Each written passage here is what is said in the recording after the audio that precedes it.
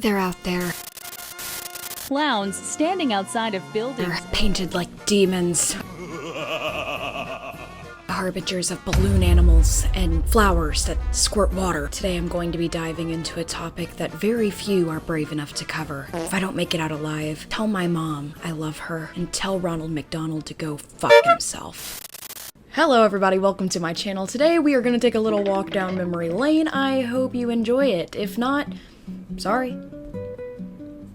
Here's the thing, we all know that at least if you lived in America, 2016 was the nightmare that preceded 2020. It was like our little sampler of idiocracy, and 2016 had a lot to not love. Harambe was mercilessly shot for no reason. Politics were politicking.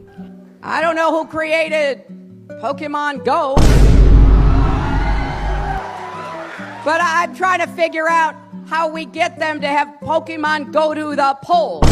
Everyone was just surviving on Monster Energy and Big Chungus memes, and that's just, I'm gonna be honest, that's just how it was. And like the cherry on top of the world's shittiest Sunday, clowns started crawling out of the woods. I am not joking, people in South Carolina literally had to call law enforcement because there were clowns allegedly luring children into the forest. I don't know what kind of weapons plot this is, but I don't want to be a part of it, okay? Pretty soon, the very early version of TikTok, after it had, transferred from Musical.ly, was swarming with videos of clowns holding machetes and wandering through the streets. Behind me is where the 9-year-old boy lives, his mother and him claiming that a clown attacked him. If we can go over here. Reports from all over the country of people dressed as clowns standing outside of buildings or along roads in the dead of night struck a very real fear in the hearts of those just trying to live their lives. So how did this all start? We are talking about the crazy clown incident of 2016. The earliest report of clowns in 2016 came from a report in Wisconsin. People reportedly saw a silent clown wandering around at 2 a.m. with black balloons like he was cosplaying Tim Burton going through a really rough divorce. What America didn't realize is that that clown was a marketing stunt slash filming expedition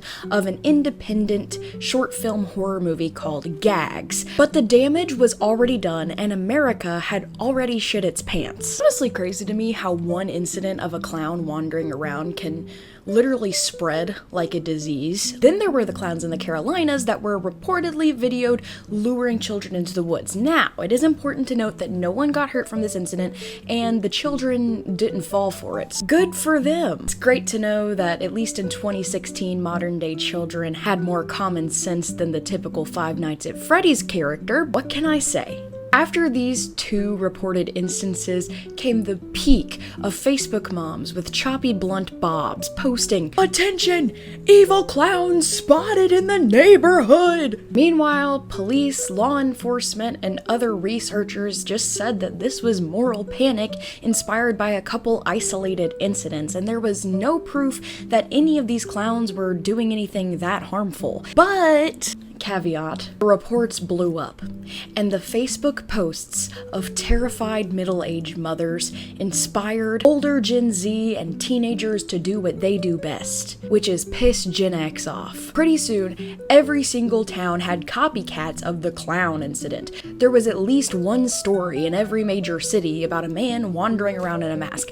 I know this because at the time, the town that I eventually went to college to had the same incident, okay? Like, we had man in rubber clown mask walking around. What did he do? Nothing. I'm sure you're thinking to yourself, no, wait a minute, the clown incident was a lot worse than that. I remember there was a lot of problems going on at the time. Oh, and there were. Around the last week of September in a town called Reading, Pennsylvania, a 16-year-old boy was stabbed to death in relation to an altercation with a man wearing a rubber clown mask. Now you're thinking, wait, Melody, I thought you said that no one got hurt from the clown incidents. But this was completely isolated to the rest of the clown sightings because the local police department in Reading, Pennsylvania actually identified this instance as a homicide, and there was evidence that tied the perpetrator to the victim in such a way that the police were able to narrow down this wasn't related to the nationwide mass clown sightings, and rather it was an isolated homicide incident. So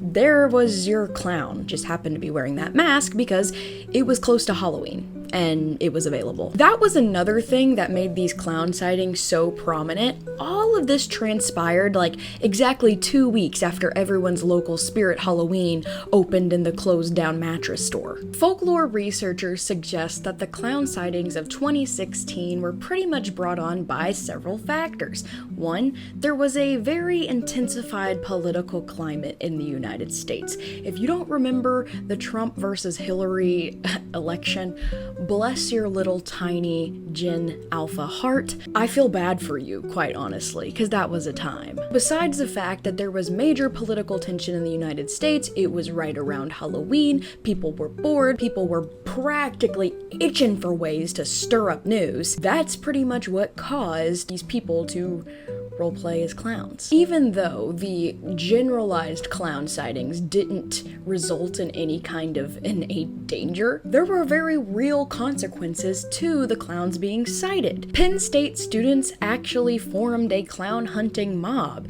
There were viral images of a man that kind of looks like Luigi Mangione who wrote "fuck that clown" across his chest, and they stormed out onto the lawn in response to the dozens of national clown sightings and the previous killing of the boy in Pennsylvania. These students decided to hold a riot in protest of killer clowns. I don't know where that got them. The students from Penn State went out one night to hunt clowns. Hundreds of students took to the streets. Ultimately, no clowns were caught and the mob dispersed. There weren't any crimes or serious damage because of the riot. Overall, police monitored the riot and protest, and they pretty much said that it was generally wholesome in nature, and aside from college kids being drunk and rowdy, there really wasn't that much of an issue with it. Plus, it boosted campus enthusiasm, so rah rah, college time. However, another very real consequence of the clown sightings was that because everyone was on edge about clown sightings, there was an increased number of people falsely calling into police department reporting clowns. People were just walking at night and people would report it as a clown. People would report that they saw people with weapons. There were a lot of false reports that overall kind of oversaturated police departments, so it was a tough time for the dispatchers because they couldn't really discern what were real emergencies and what was hysteria. The entire thing got so out of hand that McDonald's actually made a statement saying that the Ronald McDonald imagery in their advertisement was going to be taking a lower profile until it all blew over. McDonald's locations reduced the amount of Ronald McDonald appearances that had been regularly scheduled, which I don't know what kind of fancy ass McDonald's you guys have, but I've never seen a clown at my actual McDonald's. And there's even reports that some McDonald's removed the Ronald McDonald statues from outside in fear of it being vandalized or causing further controversy. Imagine you're a corporate mascot for 50 years and then some bigwig starts poking you with a stick saying, "All right, Ronald, that's enough. The kids are afraid of you now. Back in the cage." And finally, one of the more interesting fallouts of this whole event was that party clowns significantly lost a lot of value. No one was booking party clowns. No one was very interested at the time. Rest in peace to the party clown economy. One popular theory as to why these clowns were showing up is that it was an under-the-table marketing technique for the movie It, which would release in 2017, since in late 2016 the movie was in production and rumor of it was kind of circulating. It was supposed to be a huge blockbuster, but the actual marketing team of It denied any connection to the clown sightings of 2016, saying it was completely unrelated. Clowns lost stock in their very niche business. Schools did go into lockdown, and there were a ton of false police reports. But really, the only confirmed clown killing occurred about a month before all of the clown sightings started kicking in, so it was very much unrelated. Really, the majority of the killer clown panic was attributed to a prank in Wisconsin that was affiliated with an indie film, some rumors in South Carolina, and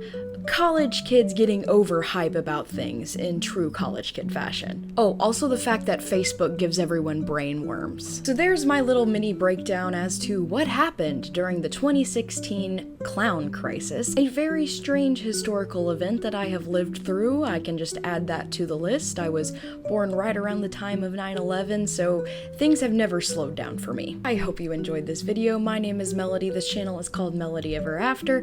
If you like things that are spooky, freaky, and geeky, I would really enjoy it if you checked out my channel, obviously. And if you like this video, maybe leave me a little comment. Until next time, I'll catch you in the next one.